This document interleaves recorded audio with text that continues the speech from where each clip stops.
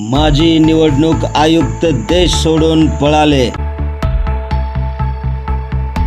Vote चोरीच्या आरोपांमुळे परदेशात पलायन।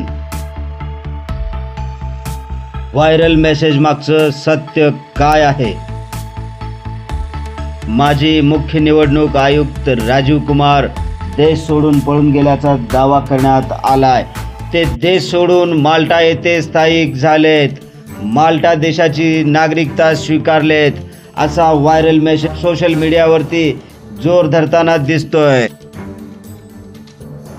राजीव कुमार सध्या देश सोडून माल्टा देशात पळून गेल्याचा दावा सोशल मीडियावर करण्यात येतोय, पण खरंच काय राजीव कुमार देश सोडून पळून गेलेत? राजीव कुमार देश सोडून पळून गेले का याची सत्यता पडताळून घेणं गरजेचं आहे। आमच्या व्हायरल सत्यता टीमनं सत्याची पडताळणी करायला सुरुवात केली, पण त्याआधी काय आहे तो मेसेज एकदा आपण पाहूया। राहुल गांधींनी पत्रकार परिषद घेऊन वोट चोरीचा आरोप केल्याने माजी निवडणूक आयुक्त राजीव कुमार देश सोडून पळून गेल्याचा दावा करण्यात येतोय। राजीव कुमार देश सोडून माल्टा येथे स्थायिक झालेत, माल्टा देशाचं नागरिकत्व घेतल्याचाही दावा करण्यात येतोय।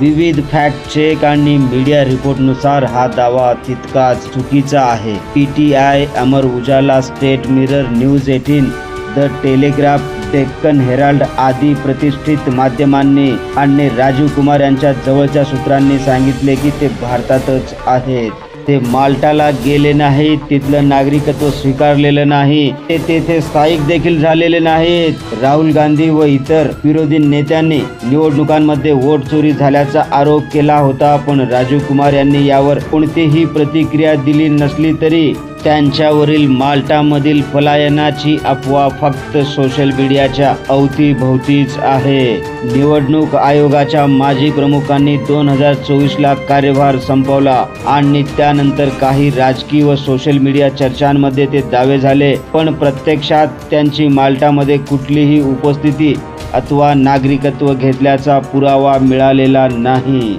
सोशल मीडियावर अफवा पसरवणाऱ्यापासून सावध राहा।